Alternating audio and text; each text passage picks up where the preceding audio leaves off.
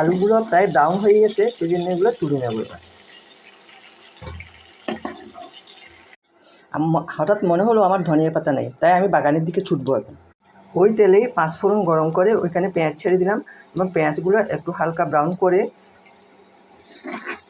এখানে এবার আমি 1 চামচ হলুদ গুঁড়ো, 1 চামচ ধনে জিরে গুঁড়ো এবং 1 চামচ মরিচের গুঁড়ো আগে পানি দিয়ে একটা পেস্ট বানিয়ে রেখেছি।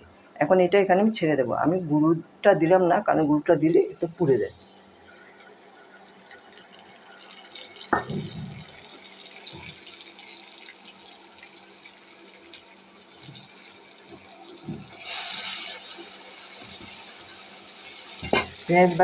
সামান্য পেঁয়াজ বাটা আমি ফ্রোজেন করে রেখেছিলাম, এগুলো ছেড়ে দিলাম। এখানে হালকা আদা বাটাও ছিল।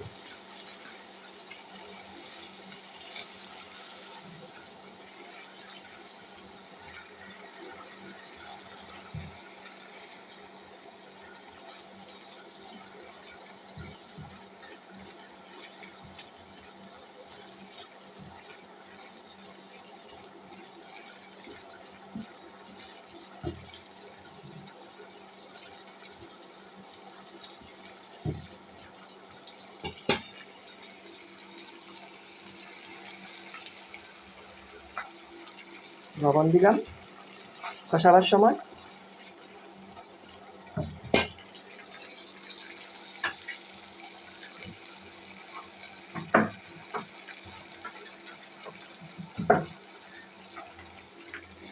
এবার একটু হালকা পানি দেব।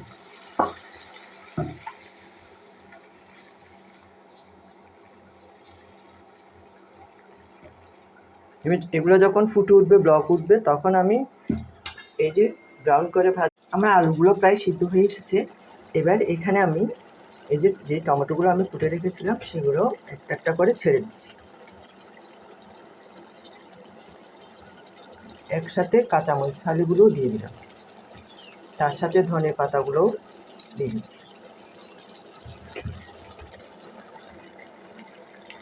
কালারটা খুব সুন্দর হয়েছে, কিন্তু এখানে কোনো একদম অরিজিনাল কালার। এটা আমি যেভাবে রাঁধছি সেভাবেই ভিডিওটা এখানে আমি পোস্ট করেছি।